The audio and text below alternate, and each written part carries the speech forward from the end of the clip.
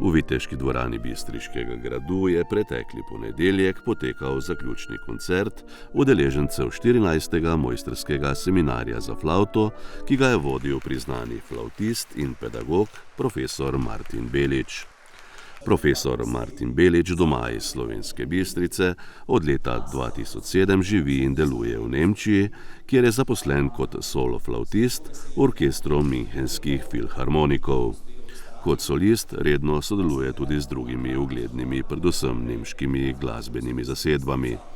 Kljub mednarodni karieri ostaja tesno povezan z domačim krajem, kjer že vrsto let organizira poletne mojstrske seminarije za nadarjene mlade flavtiste.